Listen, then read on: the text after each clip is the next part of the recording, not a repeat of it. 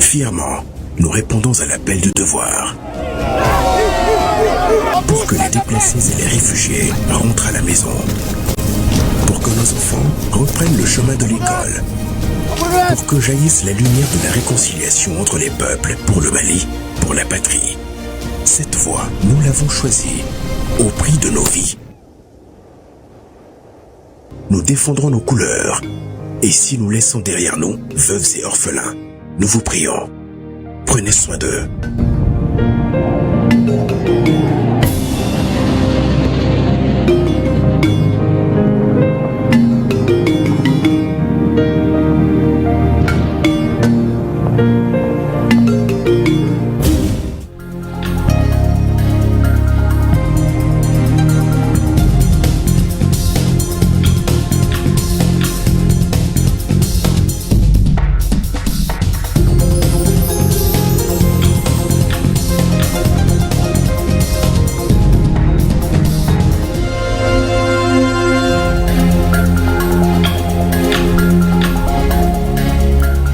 Des équipements et des intrants médicaux d'une valeur de plus d'1 milliard de francs CFA remis à la Direction générale de la santé et de l'hygiène publique. Un financement Banque africaine de développement BAD pour renforcer la capacité de prise en charge dans les districts sanitaires du pays. La cérémonie de remise, un reportage de Koumba Sissi.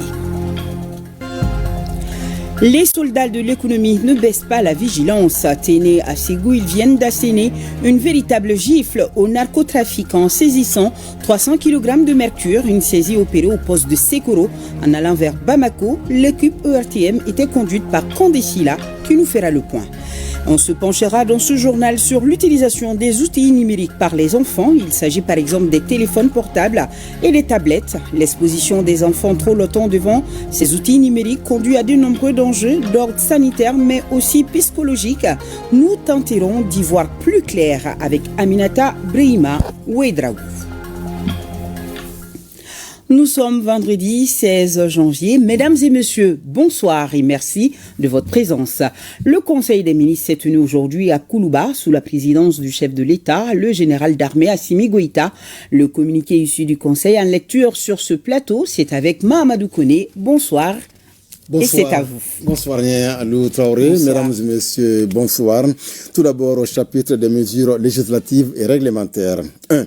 Sur le rapport du ministre de la Justice et des Droits de l'Homme, garde des Sceaux, le Conseil des ministres a adopté un projet de loi organique fixant les attributions, la composition, l'organisation et les règles de fonctionnement du Conseil supérieur de la magistrature. Le Conseil supérieur de la magistrature a pour mission de veiller sur la gestion de la carrière des magistrats, de donner son avis sur toute question concernant l'indépendance de la magistrature et de statuer comme conseil de discipline pour les magistrats. Son organisation, sa composition, ses attributions et son fonctionnement sont fixés par la loi organique numéro 033 du 7 octobre 2003. Après plus de 2 décennies d'application, la loi du 7 octobre 2003 a révélé des insuffisances liées notamment à l'évolution de l'environnement institutionnel, juridique et politique, ainsi qu'à l'adoption de la Constitution du 22 juillet 2023 qu'il convient de corriger. Le projet de loi organique adopté corrige les insuffisances constatées et prend en compte les innovations apportées par la Constitution dans la composition, l'organisation et les règles de fonctionnement du Conseil supérieur de la magistrature. 2. Sur le rapport du ministre de la Sécurité et de la Protection civile, le Conseil des ministres a adopté un projet de décret relatif à la réglementation des drones civils et leurs accessoires en République du Mali. Les drones civils sont des appareils sans équipage à bord, utilisés à des fins non régaliennes, destinés à un usage professionnel, commercial, récréatif ou scientifique et soumis à la réglementation civile. Depuis plusieurs années, l'usage des drones civils connaît une croissance exponentielle dans plusieurs domaines, notamment la photogrammétrie, l'agriculture, la sécurité, la livraison et les activités récréatives. Cette expansion rapide pose des problèmes en matière de sécurité aérienne, de protection de la vie privée, de sécurité publique, de protection des infrastructures sensibles et de respect des zones interdites ou réglementées. Les drones civils, de plus en plus performants, accessibles au grand public et à bas coût, peuvent être détournés de leur usage et servir à commettre des attaques terroristes, réaliser des surveillances illicites ou à transporter des charges explosives ou chimiques. Le projet de décret adopté permet d'encadrer l'usage des drones civils sur le territoire national et d'apporter une réponse adaptée aux enjeux techniques, sécuritaires et éthiques liés à ces nouveaux outils. 3. Sur le rapport du ministre de la Communication, de l'économie numérique et de la modernisation de l'administration, le Conseil des ministres a adopté un projet de décret portant approbation de la stratégie nationale de cybersécurité du Mali et son plan d'action 2026-2030. Le Conseil des ministres, lors de sa session du 3 décembre 2025, a pris acte d'une communication écrite relative à la stratégie nationale de cybersécurité du Mali et son plan d'action 2026-2030. Cette stratégie vise à garantir un cyberespace sûr qui contribue d'une manière efficace aux objectifs de transformation numérique du pays à travers l'amélioration de la gouvernance de la cybersécurité, le renforcement de la culture de la cybersécurité et la protection contre les risques liés à la sécurité. Le projet de décret adopté consacre l'approbation de la dite stratégie et ouvre la voie à sa mise en œuvre. Au chapitre des mesures individuelles, le Conseil des ministres a procédé à des nominations. La liste nominative des intéressés est disponible sur le site web du secrétariat général du gouvernement www.sgg-mali.ml et dans le journal L'Essor. Au chapitre des communications, 1. Le ministre des Maliens établi à l'extérieur et de l'intégration africaine a informé le Conseil des ministres du lancement officiel du Fonds de résilience de la diaspora malienne. Le Fonds de résilience de la diaspora malienne est une initiative de solidarité nationale qui institue un cadre formalisé et pérenne de mobilisation de ressources financières destinées à mieux organiser et canaliser la contribution des Maliens établis à l'extérieur en vue d'appuyer les efforts du gouvernement pour la résolution des crises que traverse le pays. C'est dans ce cadre que le ministre chargé des Maliens établis à l'extérieur a remis au ministre chargé des Finances, le 31 décembre 2025, un premier chèque d'un montant de 200 millions de francs CFA mobilisé par le Haut Conseil des Maliens de l'extérieur. L'adhésion massive des Maliens établis à l'extérieur au Fonds de résilience traduit leur volonté de participer activement à la gestion des crises nationales, à la préservation de la cohésion sociale et au soutien à l'économie nationale. 2. Le ministre de l'Industrie et du Commerce a informé le Conseil des ministres de la participation du Mali à la 4e session ordinaire du Conseil des ministres de l'Union économique et monétaire ouest-africaine tenue le 29 décembre 2025 à Cotonou au Bénin. Cette 4e session, qui s'est tenue dans un contexte économique globalement favorable à l'Union, a adopté plusieurs décisions en vue de consolider la stabilité macroéconomique de l'Union, de renforcer la convergence des politiques économiques, de promouvoir l'inclusion financière et d'assurer une gouvernance rigoureuse des organes et institutions de l'Union. Il s'agit, entre autres, du rapport sur la situation économique et monétaire de l'UEMOA au 30 septembre 2025, ainsi que le cadrage macroéconomique de l'Union pour la période 2025-2030, de la révision à la baisse du taux d'usure applicable aux banques au sein de l'Union, des perspectives financières actualisées 2026-2030 de la Banque ouest-africaine de développement. À la fin du 3e trimestre 2025, la croissance économique de l'Union économique et monétaire ouest-africaine demeure robuste avec une progression du PIB réel de l'Union de 6,6% contre 6,5% au 2e trimestre. 3. Le ministre de la Santé et du Développement social a informé le Conseil des ministres de la situation épidémiologique du pays, marquée notamment par une stagnation du nombre de cas confirmés de dengue comparé à celui de la semaine écoulée. Le président de la transition, chef de l'État, a appelé la population au respect strict des mesures de prévention et de lutte contre les maladies. Voilà, Nyanya Alou Traoré, ce qu'il fallait retenir du communiqué du Conseil des ministres de ce vendredi. Merci bien, Mahamadou Koné. Je vais rester à Koulouba en invitant nos téléspectateurs à suivre les explications du ministre Moussa Ag Ataher suite à l'adoption par le Conseil des ministres d'une communication verbale relative au fonds de résilience de la diaspora, ce fonds qui permettra de mobiliser les Maliens établis à l'extérieur pour une contribution à la construction du pays qui a déjà encaissé en décembre dernier un chèque de 200 millions de francs CFA. Une somme remise au ministre de l'économie et des finances par le biais du ministre des Maliens établis à l'extérieur et de l'intégration africaine que je vous demande d'écouter au micro de Mamadou Fani. Nous avons lancé un appel il y a de cela quelques semaines à l'ensemble de la diaspora malienne pour qu'elle s'organise afin d'apporter un appui. Le 31 décembre 2025, la première réponse de la diaspora nous est parvenue. 200 millions de francs CFA ont été mobilisés à la date du 31 décembre et nous avons organisé une cérémonie de remise du premier chèque de cette mobilisation de la diaspora au ministre des Finances. C'est d'abord pour nous une manière de montrer que la diaspora ne peut pas rester silencieuse face aux difficultés que rencontre le pays. Et la réponse que la diaspora a apportée a été très éloquente. C'est pourquoi j'ai informé le Conseil des ministres, ça va continuer. Nous avons déjà d'autres réponses des Maliens de l'extérieur à travers le monde qui, à travers leurs organisations respectives, sont en train de préparer la prochaine remise également de leurs contributions.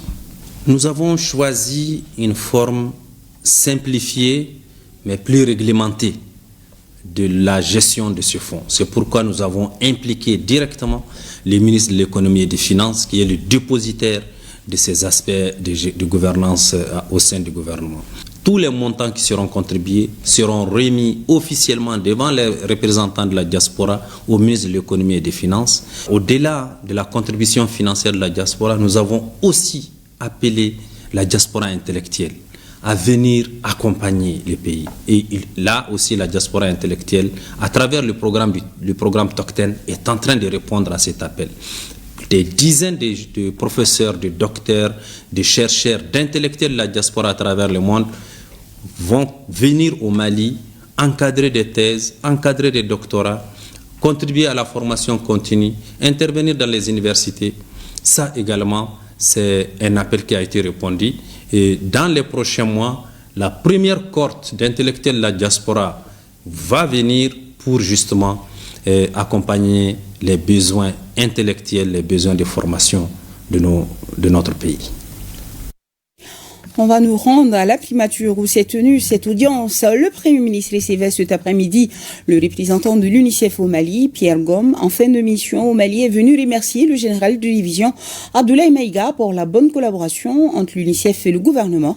Les deux personnalités ont profité de cette occasion pour échanger sur le programme commun Amis des enfants, relevant du ministère de l'administration territoriale et de la décentralisation. Pierre Gom est au micro de Mamari Koné et Aliou Touré. Nous avons eu le privilège d'avoir une audience avec son Excellence, Monsieur le Premier ministre. L'objectif de cette audience était d'abord de lui souhaiter nos meilleurs vœux, les meilleurs vœux de l'UNICEF, mais aussi de lui dire au revoir parce que je suis en fin de mission. Nous avons aussi eu l'occasion de magnifier la collaboration entre l'UNICEF et le gouvernement du Mali.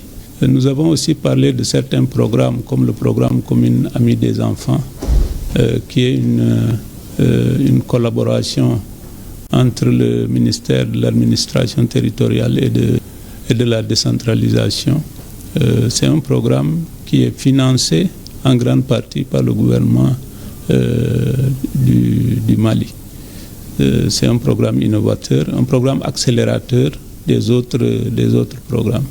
Donc c'est vraiment cela la substance de nos discussions. Nous avons remercié le Premier ministre aussi pour la collaboration dont l'UNICEF jouit auprès de tous les départements ministériels. Aujourd'hui, la coopération se porte à merveille, je dois dire. nous sommes en train de développer un nouveau programme de coopération pour 2027 à 2031. D'ailleurs, aujourd'hui, le document du projet a été endossé par les départements ministériels lors d'un atelier qui s'est tenu ce matin. Cela démontre le niveau de coopération que nous avons avec le gouvernement. Et vous savez, l'UNICEF n'a pas de programme. C'est les programmes du gouvernement que nous supportons. Nous ne venons pas avec les programmes. Nous venons et nous demandons au gouvernement est-ce que là où on peut supporter. Donc c'est ça qui fait vraiment notre force et c'est ça aussi qui fait que nous apprécions toujours la collaboration que nous apporte le gouvernement. Un renforcement des capacités de prise en charge des districts sanitaires du pays, des équipements et intrants médicaux d'une valeur de plus d'1 milliard de francs CFA remis à la Direction générale de la santé et de l'hygiène publique. Un financement Banque africaine de développement, BAD. La cérémonie de remise, c'était en présence de 2 membres du gouvernement, nous dit Koumba Sissé. Une importante donation en équipements et intrants médicaux a été faite par la ministre de la Santé et du Développement social afin d'améliorer la qualité des soins avec un accent particulier sur la prise en charge des accidentés. La donation est composée entre autres des radiographies avec table télécommandée numérisée multiparamétrique, booster d'oxygène, lit médicalisé électrique, valise avec système d'anesthésie portable, sonde d'aspiration CH6. Malgré les multiples défis que notre pays traverse, le gouvernement du Mali au quotidien s'efforce à assurer les services de santé accessibles à tous et sur toute l'étendue du territoire national. Ainsi, ces équipements de pointe que nous allons remettre sont d'une valeur de 1 494 756 000 francs CFA, acquis sur le financement de la BAD en partenariat avec le ministère de la Santé et du Développement social. Après les accidents, la première destination des victimes, c'est les centres de santé. Donc, raison pour laquelle ces centres de santé sont très bien considérés au niveau du ministère des Transports et des Infrastructures. Donc, les dons que nous venons de remettre et les dons qui a été financé par la Banque africaine de développement, ça c'est un geste qui est significatif. L'amplificateur de brillance, un appareil de pointe en imagerie, fait aussi partie des lots.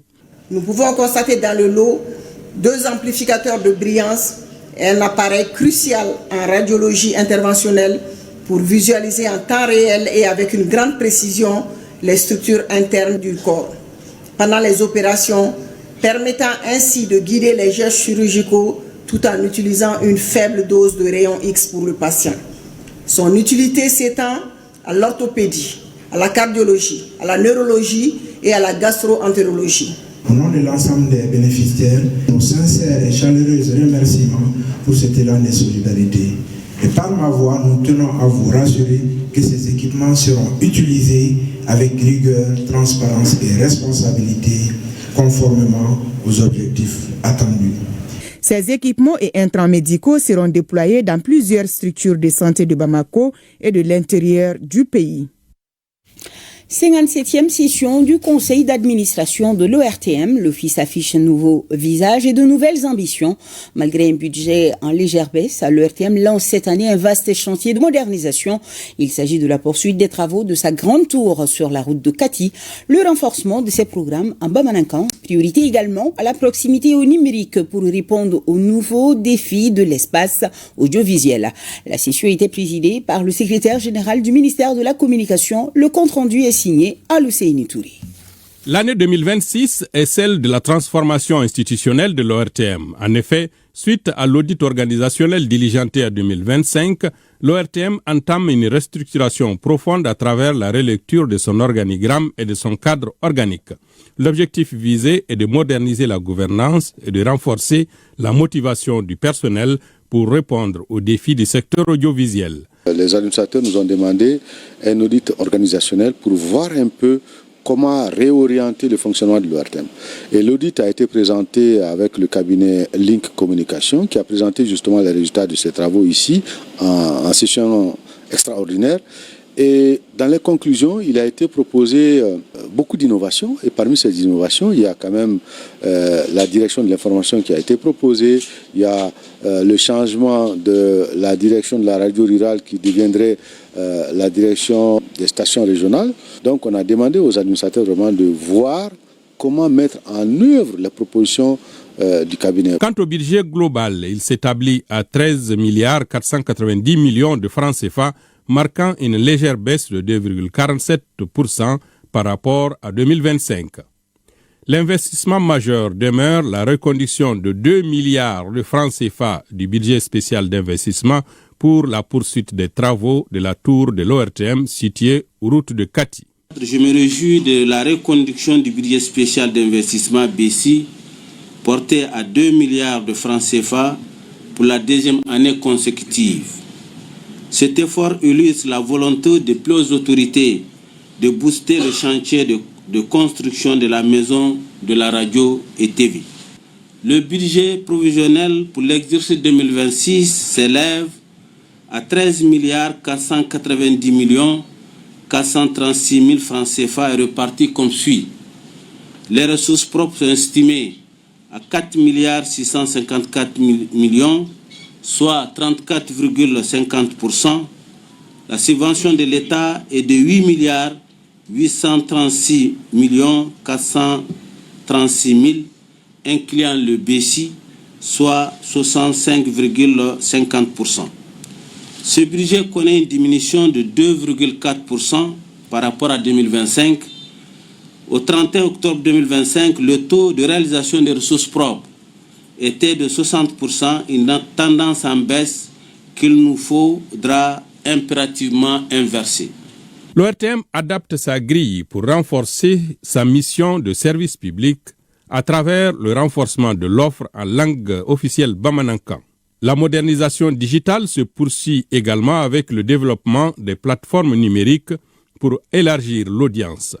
En même temps, l'Office fait un recours accru à la coproduction pour diversifier les revenus et réduire les coûts de production. Cette 57e session ordinaire du conseil d'administration de l'ORTM a permis vraiment de voir, de passer au peigne fin le fonctionnement de l'Office, notamment au niveau financier, au niveau fonctionnel, et donc aussi d'adapter, n'est-ce pas, le conseil d'administration a donné des orientations claires pour que l'ORTM s'adapte à la dynamique communicationnelle du pays aujourd'hui, à savoir faire prévaloir la souveraineté de l'État du Mali, se battre beaucoup pour notre liberté de choix de partenariat stratégique et également la primauté des intérêts du peuple malien dans le cadre de l'AES, qui est une confédération sur laquelle nous espérons beaucoup et qui est vraiment dans une dynamique très positive. Le conseil d'administration a assigné à l'Office une mission de guerre informationnelle. L'ORTM devra s'affirmer comme le pilier du contre-narratif national, particulièrement pour valoriser le projet de la Confédération des États du Sahel et soutenir les initiatives de la transition. 5e session du conseil d'administration de l'agence malienne de métrologie AMAM. Plusieurs points à l'ordre du jour, notamment l'examen et l'adoption du programme des activités 2026. C'est le ministre de l'Industrie et du Commerce, Moussa Alassane Diallo, qui a présidé la cérémonie d'ouverture. Fanta Mamanientao, reportage. La 15e session ordinaire de l'Agence malienne de métrologie en cours évalue les performances de l'agence pour le semestre 2025 et planifie les actions de 2026. Malgré un contexte particulièrement difficile et contraignant, le personnel de l'AMAM est parvenu à sensibiliser beaucoup d'acteurs de la métrologie. En 2025, 11 650 instruments de mesure ont fait l'objet de vérification au niveau du district de Bamako et à l'intérieur du pays.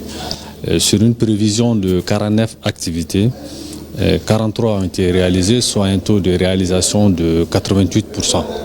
La majeure activité réalisée porte sur l'acquisition de matériel météorologique. Donc aujourd'hui, nous pouvons dire que nous disposons d'un laboratoire équipé d'étalons météorologiques de qualité et d'un personnel qualifié compétent pour réaliser des prestations de qualité. Au regard des résultats satisfaisants enregistrés, le ministre de l'Industrie et du Commerce adresse ses félicitations au personnel de l'Agence malienne de métrologie. Il invite administrateurs présents à un examen minutieux des documents soumis afin de donner des orientations pertinentes pouvant permettre à la structure d'améliorer ses performances. Le projet de budget, toutes sources de financement confondues, soumis à votre analyse et à votre appréciation, se chiffre en recettes et en dépenses pour l'exercice 2026 à 1 033 584 423 francs CFA. Les ressources propres sont estimées à 570 millions de francs CFA contre 545 millions de francs CFA en 2025, soit une progression de 4,6%. La subvention de l'État s'élève à 373 573 000 francs CFA en 2026 contre 549 974 000 en 2025, soit une diminution de 32,67%. S'agissant du programme d'activité 2026, il participe à la réalisation des objectifs du plan de développement de l'Agence malienne de météorologie. À noter que l'Agence malienne de météorologie est un établissement public à caractère administratif dont la mission est de mettre en œuvre la politique nationale en matière de météorologie. Une autre session ordinaire. Dans cette édition, il s'agit de la 30e de l'Agence pour la promotion de l'emploi des jeunes, APEJ. À cette occasion, le projet de budget 2026 soumis aux administrateurs a été adopté. Il est équilibré en recettes et en dépenses avec une réduction de 2,32% par rapport au budget rectifié de 2025. Ibrahim Kaoukonaté, Abdul Salam Bambara, reportage. L'Agence pour la promotion de l'emploi des jeunes a pour mission de contribuer à la création d'emplois pour les jeunes en milieu rural comme urbain, diplômés ou non, en facilitant leur accès au marché du travail et au financement. Au cours des 5 dernières années, des acquis importants ont été enregistrés par l'APEJ grâce notamment à l'appui des plus hautes autorités du pays. Au cours de l'année 2025, il faut se féliciter de l'attention toute particulière accordé à l'APEJ par son Excellence, le général d'armée Assimi Goïta, président de la transition chef de l'État, à travers 2 importantes opérations, dont la remise en janvier 2025 d'un chèque géant de 1 130 867 423 francs CFA aux stagiaires du 13e contingent et la cérémonie d'engagement de 2500 nouveaux stagiaires en mars 2025 contre un effectif initial de 500 pour un coût de près d'1,5 milliard de francs CFA. Cette année, 14 893 jeunes ont bénéficié de formations et de chantiers écoles. 34 401 jeunes ont été accompagnés en entrepreneuriat. 700 promoteurs ont été financés. Quand vous regardez le budget de la pêche, on a un besoin de fonds propres. Donc, c'est aussi l'occasion pour nous en 2026 d'accroître donc les fonds propres afin de faire face, n'est-ce pas, à beaucoup d'investissements, n'est-ce pas, au profit des jeunes. La 30e session du conseil d'administration a ainsi permis d'examiner et d'approuver le budget 2026, arrêté à 6 390 184 000 francs CFA, marquant une légère baisse de 2,32% par rapport au budget rectifié de l'année 2025. Cette enveloppe permettra de toucher directement un peu plus de 17 300 jeunes sur l'ensemble du territoire national. Garantir la souveraineté alimentaire malgré un contexte sécuritaire complexe, c'est le défi au cœur de la 2e session du conseil d'administration de l'OPAM. Entre bilan financier positif et nouvelles orientations stratégiques pour 2026, l'Office des produits agricoles du Mali renforce son dispositif. Le point avec Aoulusseini Touré. Ce 14 janvier, les administrateurs de l'Office des produits agricoles du Mali se retrouvent pour une session cruciale. Initialement prévue en décembre, cette 2e session de l'exercice 2025 s'ouvre avec un léger retard marqué par le renouvellement des instances de l'Office. Dans un contexte national marqué par des défis sécuritaires, la mission de l'OPAM est plus que jamais stratégique. Garantir que chaque Malien ait accès à la nourriture. Cette session se tient à une période très difficile pour notre pays, caractérisée d'une part par des attaques criminelles et barbares des hordes de terroristes et d'autre part par la ferme volonté des plus hautes autorités, à sa tête le général d'armée Assimi Goïta, président de la transition, pour assurer la sécurité de notre État et surtout garantir la souveraineté alimentaire. À cet égard, l'OPAM doit être à hauteur d'attente afin de relever les grands défis de souveraineté alimentaire qui est une préoccupation de nos plus hautes autorités. Sur le plan financier, l'Office garde le cap. Pour l'exercice clos fin 2024, le bilan affiche plus de 17 milliards de francs CFA avec un résultat net bénéficiaire. Au 31 décembre 2024, les états financiers de l'OPAM ont fait ressortir la situation suivante. Un total bilan de 17 milliards 347 millions de francs CFA pour un résultat net bénéficiaire de 13 519 500 francs CFA. À l'ordre du jour aujourd'hui, l'examen des comptes, mais aussi l'adoption d'un nouveau manuel de procédure pour gagner en efficacité sur le terrain. Des réformes attendues pour permettre à l'OPAM de remplir ses objectifs de sécurité alimentaire et de mieux vivre pour les populations. Penchons-nous à présent sur l'utilisation des outils numériques par les enfants. Il s'agit par exemple des téléphones portables et des tablettes. L'exposition des enfants trop longtemps devant ces outils numériques conduit à de nombreux dangers d'ordre sanitaire mais aussi psychologique. Pour certains parents, ce sont des moyens de distraction et d'amusement et pour d'autres, ce sont de véritables outils d'apprentissage. Cependant, comment contrôler son utilisation? Quelles mesures adopter pour minimiser les risques? Tentons d'y voir plus clair avec Aminata Brahima Ouedrago et Gaussou H. Touré. Comme activité récréative, beaucoup d'enfants maliens optent pour les jeux collectifs. Mais à côté de ceux-ci, il y a aussi les tout petits fans du numérique. Pas de bruit, pas de course, ils ont pour amis les tablettes. À peine âgée de 4 ans, Mariam Kone maîtrise parfaitement chaque coin et recoin de sa tablette. Ses petits doigts glissent sur l'écran à la recherche de ses applications favorites.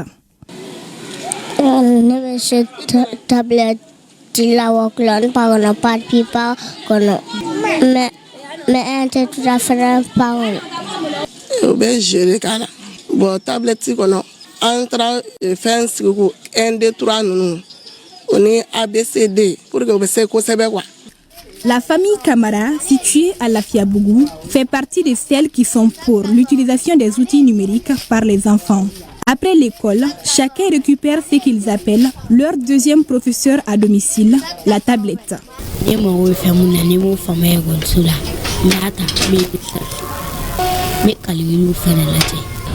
je leur donne leur tablette après leur arrivée de l'école. Ensuite aussi les week-ends, le samedi et le dimanche. L'utilisation de la technologie est d'un apport capital dans l'éducation selon les enseignants. Déjà quand les enfants à leur bas âge apprennent à utiliser ces outils, ça peut beaucoup les aider à faire des travaux personnels. Certaines écoles déjà depuis le bas âge commencent à initier les enfants à l'outil informatique. Donc ceux qui utilisent déjà les tablettes à la maison ont un avantage certain sur les autres. Quand les règles d'utilisation ne sont pas respectées, ce qui devrait être bénéfique pour l'enfant peut produire l'effet contraire. L'enfant qui utilise beaucoup les tablettes, ça peut vraiment avoir un impact négatif sur sa concentration et leur capacité aussi de mémorisation. Et ça excite aussi les enfants à pouvoir avoir des gratifications immédiates. Pour beaucoup de parents, l'utilisation des tablettes est le meilleur moyen pour canaliser l'enfant.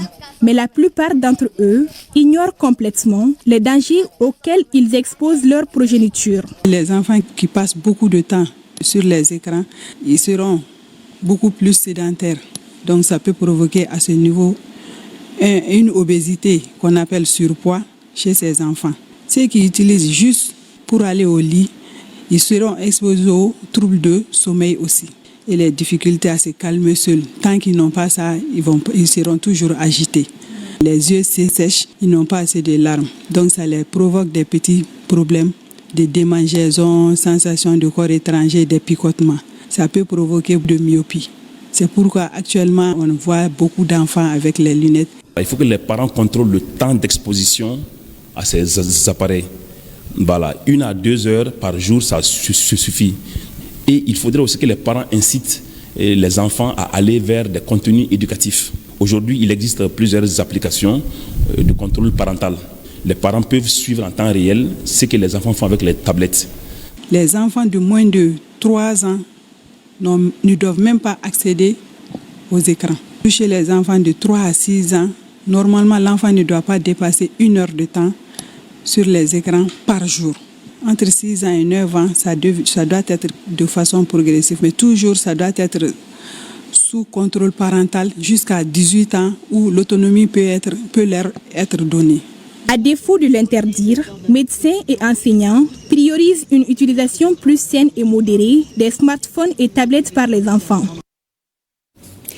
Bamako abritera du 23 au 25 janvier le salon de l'automobile du Mali. Une conférence de presse est organisée par Magazine du Mali pour expliquer l'événement, son programme et les attentes des initiateurs qui entendent une structuration et valorisation du secteur de l'automobile au Mali comme levier du développement économique et social.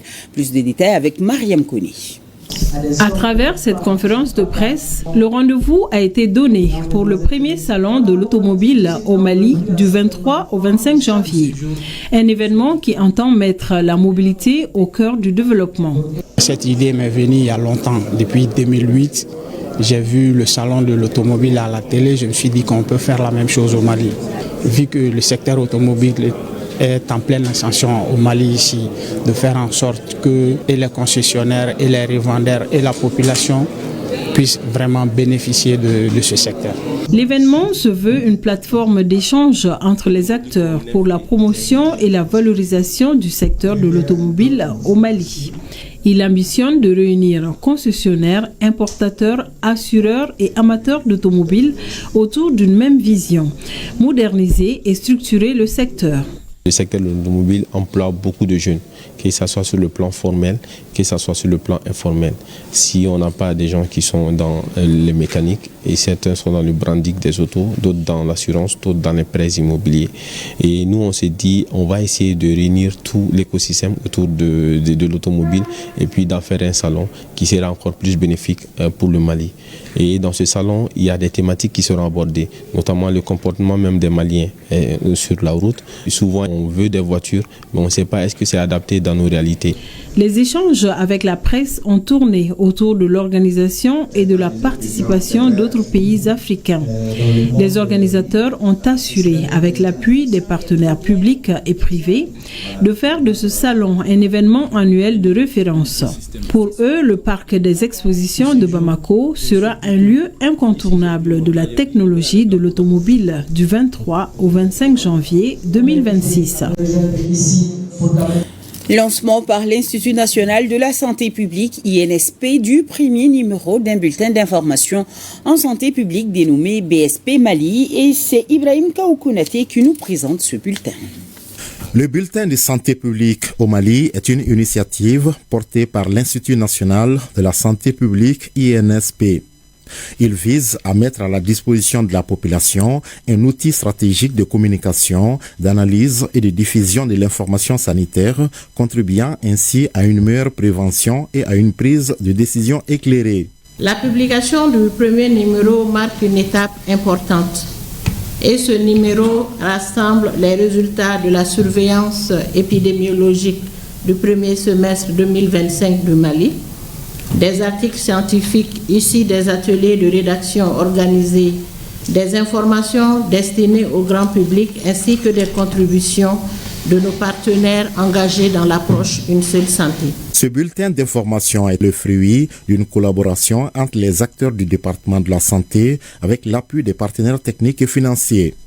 Ce bulletin de santé publique, c'est un canevas que le ministère de la Santé et du Développement social va utiliser pour partager les informations avec le grand public et tous les acteurs. J'espère que nous aurons en tout cas de la matière à mettre régulièrement dans ce document par rapport à l'information du ministère, mais aussi à l'information du grand public. Ça, c'est extrêmement important. La troisième des choses que j'ai beaucoup apprécié par rapport à ce bulletin, parce que ça y fait une plage spéciale par rapport à la surveillance épidémiologique. Pour rappel, ce document à caractère purement scientifique, destiné à alerter et à informer les populations ainsi que les décideurs, a été lancé en novembre 2025 par le ministre de la Santé et du Développement social. Un autre renforcement de taille, cette fois-ci à l'endroit des réfugiés. Le représentant du Haut Commissariat des Nations Unies pour les réfugiés HCR dans la région de Bandiagara veut consolider l'appui aux communautés hôtes et accroître la visibilité des actions humanitaires sur le terrain. Pour cela, il a tenu une série d'échanges institutionnels et d'actions concrètes dans le cercle de Koro après une visite de courtoisie rendue aux autorités régionales. Agibou Koulibaly, correspondance. La délégation du Haut Commissariat des Nations Unies pour les réfugiés HCR a entamé sa mission par une visite de courtoisie au gouverneur de la région. Cette rencontre a permis de réaffirmer l'excellence de la collaboration entre le HCR et les autorités administratives régionales. Nous apprécions sincèrement le déploiement du HCR aux côtés de l'État malien, aux côtés des collectivités territoriales ici, aux côtés des populations hautes. Nous vous suivons au quotidien de toutes les populations. La mission s'est ensuite poursuivie dans le cercle de Koro. Cette étape a été marquée par une remise de matériel aux services techniques. Ces matériels, en plus de l'électrification de nos services en énergie solaire, consistent de matériel de bureau et d'autres, est la raison d'une grande préoccupation pour nous. La délégation du HCR a également effectué une visite du site et du village de Kenewe avant de se rendre au centre de santé de référence de Koro. Il y a quelques mois de cela, nous avons reçu un afflux important de réfugiés dans le district sanitaire de Koro. Et Dieu merci, nous avons bénéficié d'un grand appui de la part du HCR. Et parmi ces appuis, il y a le renforcement de l'électricité au niveau du bloc opératoire. Et ce qui nous permet de pouvoir continuer à opérer 24 heures sur 24 sans un problème de coupure. En cela, ici également, il faut ajouter qu'on avait des problèmes d'eau. Avec l'appui du HCR, on nous a donné une pompe d'une grande capacité. Ces équipements contribueront à améliorer les conditions de travail des agents, à renforcer la qualité des services rendus et surtout à mieux répondre aux besoins de ces populations réfugiées, déplacées ou autres. Pour sa part, le représentant du HCR au Mali a réaffirmé la volonté de son institution de poursuivre et de renforcer son accompagnement en étroite synergie avec les autorités administratives et les collectivités. En très peu de temps, donc, nous avons pu enregistrer près de 73 000 réfugiés dans la région de Bandiagara, dont 70 000 seulement au niveau de Koro. Je sais qu'avec ce partenariat que nous avons scellé, nous allons pouvoir changer le paradigme pour montrer que cette situation de réfugiés peut être une opportunité pour aller dans le positif. À travers cette mission dans le cercle de Koro, le HCR confirme son engagement à œuvrer durablement pour la protection, l'assistance et la résilience des populations affectées dans une approche inclusive et concertée. Les soldats de l'économie ont encore frappé car ils ne baissent pas la vigilance. Tenez à Ségou, ils viennent d'asséner une véritable gifle aux narcotrafiquants saisissant 300 kg de mercure. Une saisie opérée au poste de Sekoro en allant vers Babako. Le produit était dissimulé dans des bonbonnes et extincteurs dans une voiture en provenance d'un pays étranger. L'équipe ORTM était conduite par Candicila. On fait le point ensemble. C'est à bord d'une voiture personnelle banalisée que cette saisie des services de douane de Ségou a été effectuée au poste de Sekoro à la sortie de Ségou. 300 kg de mercure savamment dissimulés à bord de ce véhicule en provenance d'un pays étranger. Cette saisie a lieu le vendredi après-midi lors d'un contrôle de routine de la section recherche et intervention de Ségou au poste de sécurité de Sekoro. Lors de ce contrôle, ils ont intercepté un véhicule. Lors de la fouille, ils ont découvert 9 colis de mercure, dont 7 bonbonnes et 2 extincteurs. Oui, méthode ingénieuse et parade toute trouvée des soldats de l'économie qui en appellent à la vigilance de tout un chacun. C'est le lieu de féliciter les agents pour leur vigilance et leur persévérance et appeler la population à une collaboration étroite avec les services des douanes pour juguler les phénomènes de fraude qui sont récurrents. On note que cette voiture, qui disposait d'un laissez-passer touristique, avait à son bord 3 individus. Et dans ce communiqué, l'état-major général des armées informe l'opinion nationale que dans le cadre de la surveillance du territoire du 15 janvier 2026, les FAMA ont effectué avec succès une frappe sur un appareil de traitement d'or à l'est de Thessalite, près de la ligne frontière région du Kidal. L'appareil est totalement détruit et quelques terroristes neutralisés. L'état-major général des armées met en œuvre donc l'ensemble des dispositions nécessaires pour garantir le respect des consignes ainsi que des mesures interdisant l'exploitation illégale des mines d'or. Et dans une décision également publiée aujourd'hui, le ministre de l'administration territoriale et de la décentralisation interdit la circulation, la distribution et la vente du journal Jeune Afrique sous toutes ses formes en République du Mali. Les raisons évoquées sont 1. Les accusations fallacieuses et subversives contre le Mali suite à la perturbation de l'approvisionnement en hydrocarbures, apologie du terrorisme. 2. Les accusations sans fondement, absence d'équilibre dans le traitement de l'information par des allégations d'exactions contre une partie de la population portées contre les autorités des pays de la Confédération des États du Sahel et à l'ensemble des forces armées burkinabées. 3. L'absence d'objectivité journalistique dans le traitement de sujets sensibles. 4. La partialité et le discours orienté. 5. La diffamation et l'incitation à la haine. La décision précise que tout contrevenant à ces dispositions d'interdiction s'expose aux sanctions prévues par la réglementation en vigueur.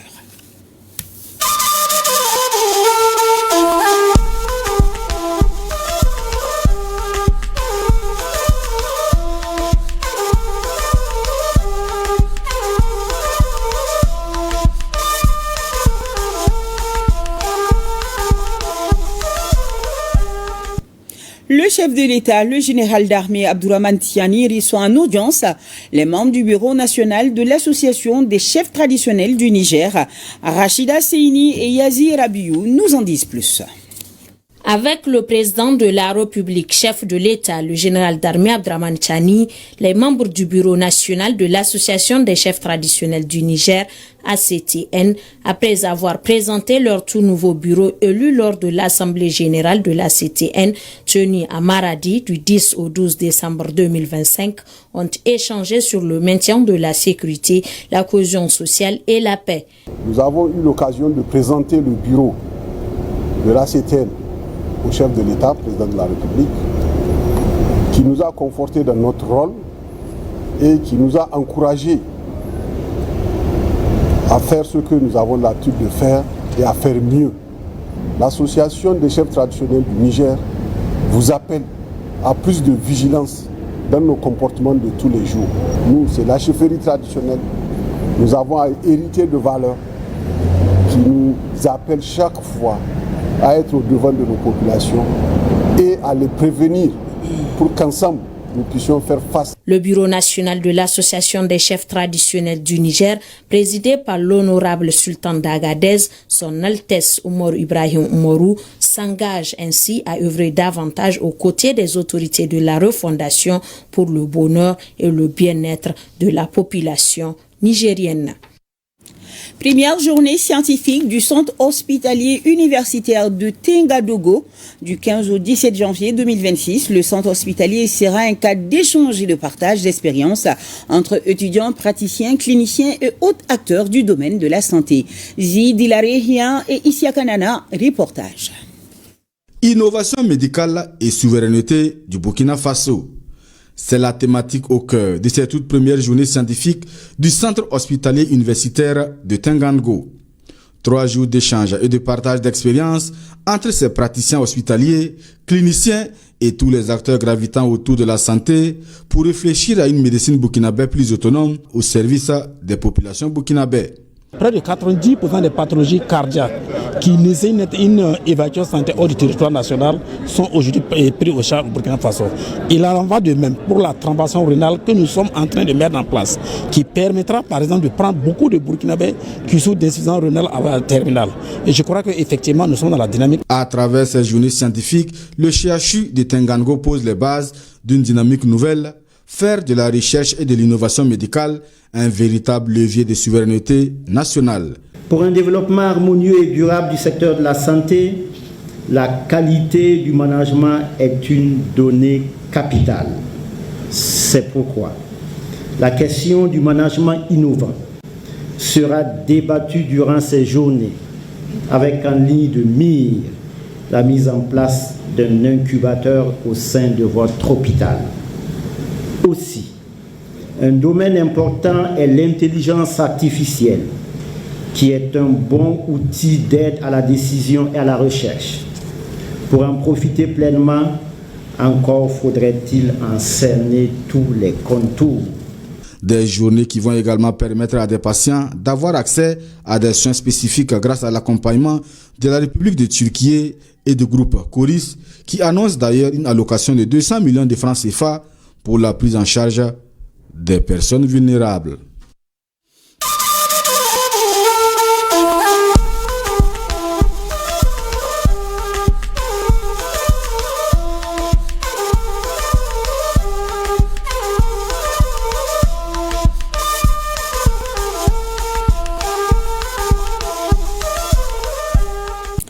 Et je vous propose de la lecture avant qu'on ne se quitte avec ce nouvel ouvrage qui est désormais disponible dans les librairies.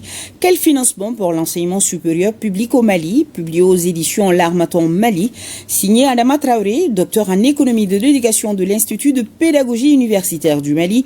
Cet ouvrage porte sur les acquis, défis et perspectives du financement de l'enseignement supérieur public au Mali. Il vient en appui aux efforts consentis par le gouvernement malien dans le cadre de sa stratégie d'autonomisation des institutions d'enseignement supérieur en vue d'une diversification des sources de financement au-delà du financement traditionnel. Point final à cette édition. Restez avec nous sur ERTM1, votre rendez-vous météo. C'est juste après moi et nous, on se retrouve avec grand plaisir demain à 20h.